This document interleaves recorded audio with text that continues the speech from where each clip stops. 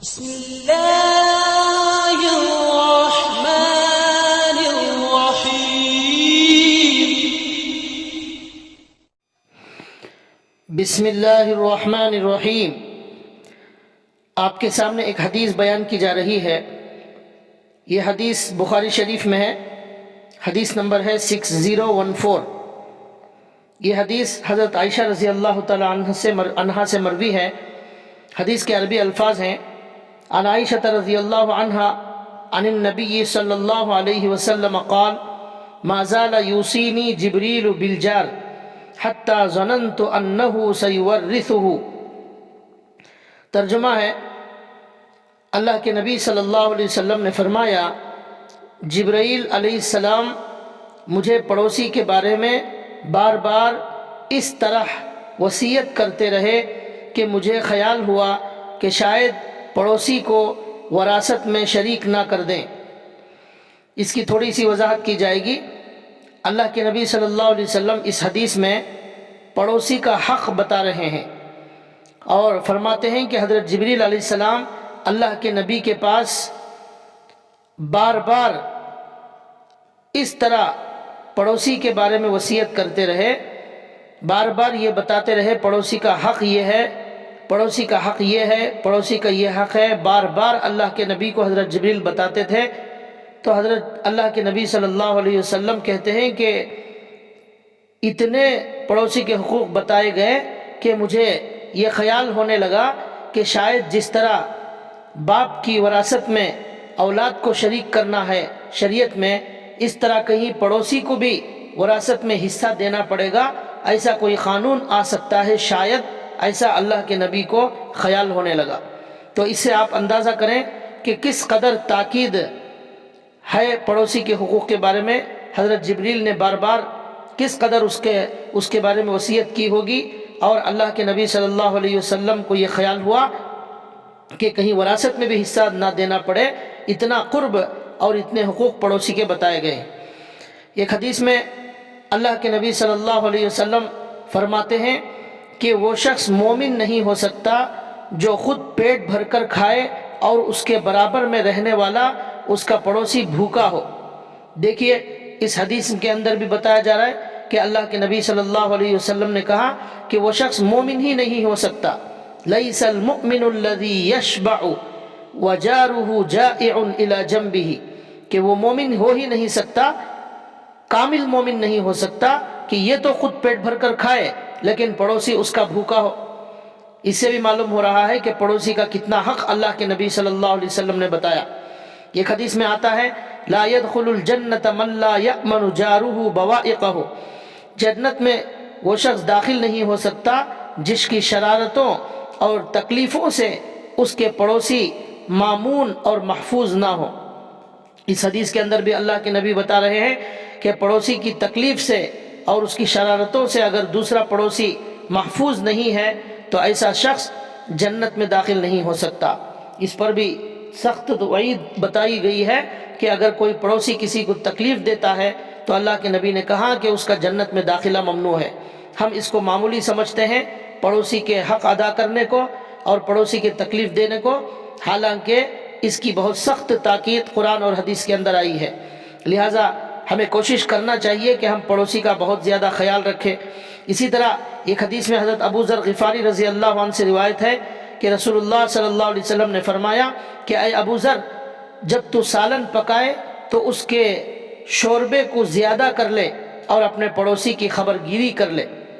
یہ حدیث مسلم شریف کی ہے۔ اس میں بھی بتایا جا رہا ہے کہ ہم جو کھانا بناتے ہیں اس کے اندر ہم دوسرے پڑوسی کا بھی خیال رکھیں۔ قرآن کریم کے اندر بھی پڑوسی کی اہمیت اور پڑوسی کے حق کو بتایا گیا ہے۔ قرآن کریم میں اللہ تعالیٰ نے ایک جگہ فرمایا والجار ذی القربى والجار الجنب والصاحب بالجنب وابن السبیل، یہاں جاری ذی القربى ایک لفظ آیا ہے اور جار الجنب یہ ایک لفظ قرآن میں آیا ہے۔ جاری ذی القربى سے وہ پڑوسی مراد ہے جو مکان کے قریب رہتا ہو، اور اس کے مقابلے میں قرآن کریم میں جو دوسرا لفظ آیا ہے جاری الجنب، اس سے مراد وہ پڑوسی ہے جو ہمارے گھر سے ذرا دور رہتا ہو، ذرا فاصلے پر رہتا ہو۔ آپ اندازہ کیجئے پڑوسی چاہے ہمارے گھر کے قریب رہتا ہو اللہ نے اس کے ساتھ بھی اچھا سلوک کرنے کا حکم دیا، چاہے ذرا دور رہتا ہو مگر ہمارے محلے میں رہتا ہو اس کا بھی حق ادا کرنے کا اللہ تعالیٰ نے حکم دیا۔ اسی طرح قرآن کریم میں والصاحب بالجنب کا لفظ آیا ہے، اس سے مراد یہ ہے کہ وہ پڑوسی، اس پڑوسی کے ساتھ بھی اچھا سلوک کرنے کا حکم دیا گیا جو ہمارے گھر کے قریب رہتا نہ ہو لیکن اتفاق سے عارضی طور پر کہیں ملاقات ہو جاتی ہو، جیسے بس میں ملاقات ہو جاتی ہے، کچھ دیر کے لیے بیٹھتے ہیں، ٹرین میں ملاقات ہو جاتی ہے، کچھ دیر کے لیے ساتھ ہوتا ہے، کسی آفس کے اندر رہتے ہیں وہاں کچھ گھنٹوں کے لیے رہتے ہیں، تو اللہ نے کہا وہ کچھ دیر کے ساتھ تمہارے ساتھ رہنے والا بھی وہ بھی تمہارا پڑوسی ہی ہے، اس کے ساتھ بھی اچھا سلوک کیا جائے۔ اور یہ صرف مسلمان کے ساتھ خاص نہیں ہے، چاہے مسلمان ہو یا غیر مسلم ہو، ہر پڑوسی کے ساتھ اچھا سلوک کرنے کا ہماری شریعت میں حکم دیا گیا ہے۔ اور پڑوسی کا کیا حق ہے؟ پڑوسی کا ایک حق یہ ہے جیسا کہ اللہ کے نبی نے کہا کہ اس کی خبرگیری کرنا چاہیے، وہ بھوکا نہ سو جائے، ہم پیٹ بھر کر نہ سو جائے، یہ کہ حق یہ ہے۔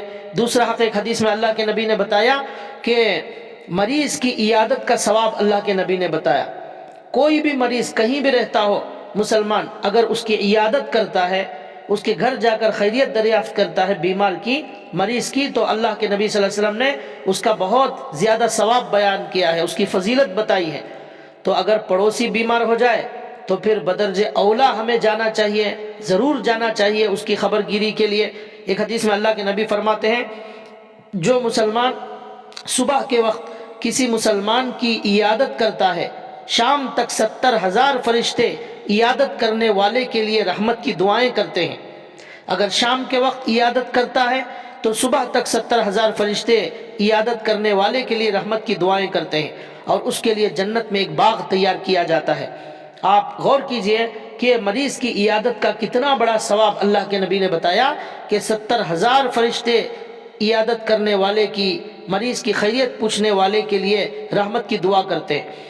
ہمارے گھر کے اطراف و اکناف کتنے پڑوسی رہتے ہیں جو بیمار ہوتے ہیں لیکن ہم نہ معلوم کرتے ہیں، نہ ان کے پاس جاتے ہیں اور نہ کوشش کرتے ہیں معلوم کرنے کی، حالانکہ اتنا بڑا ثواب اس کے اندر بیان کیا گیا ہے۔ ایک چھوٹا واقعہ سنا کر بات ختم کرتا ہوں۔ حضرت عبداللہ بن مبارک رحمۃ اللہ علیہ بہت بڑے عالم، بہت بڑے محدث گزرے ہیں۔ ان کے بارے میں لکھا ہے کہ ان کا ایک یہودی پڑوسی رہتا تھا، وہ یہودی اپنا مکان بیچنا چاہتا تھا، تو ایک آدمی نے پوچھا کتنے میں فروخت کرو گے؟ تو وہ یہودی کہنے لگا میں 2,000 دینار میں فروخت کروں گا۔ اس خریدنے والے نے کہا اس علاقے میں اس قسم کے مکان کی قیمت زیادہ سے زیادہ 1,000 دینار ہوتی ہے، یعنی مارکیٹ ویلیو 1,000 دینار ہے، تو آپ 2,000 کیوں بول رہے ہیں؟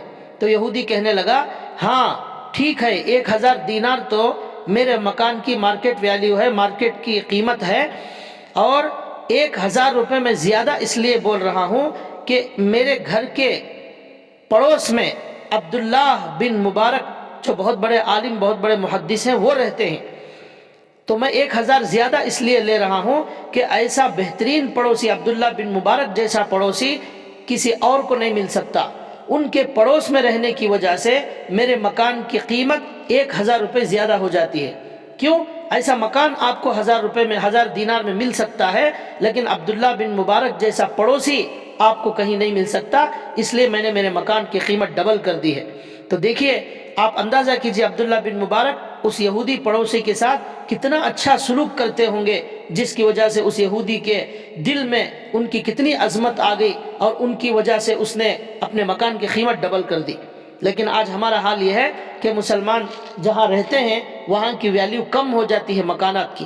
یہ اسی لیے ہے کہ اللہ کے نبی صلی اللہ علیہ وسلم کی تعلیمات کو ہم نے فراموش کر دیا، اللہ کے نبی کے احادیث پر ہم نے عمل نہیں کیا، پڑوسی کے حقوق ہم نے ادا نہیں کیے۔ اسلام ایک جامع مذہب ہے، بہترین اس کی تعلیمات ہیں، ہر شعبے میں اس کی تعلیمات ہیں، سب کے حقوق بتائے گئے ہیں، اور پڑوسی کے ساتھ ہمارا زیادہ ملنا جلنا اٹھنا بیٹھنا ہوتا ہے تو اس کا حق بھی بہت زیادہ بتایا گیا ہے۔ اللہ سے دعا ہے کہ اللہ تعالی ہمیں ان احادیث پر عمل کی توفیق عطا فرمائے۔ وما علینا الا البلاغ۔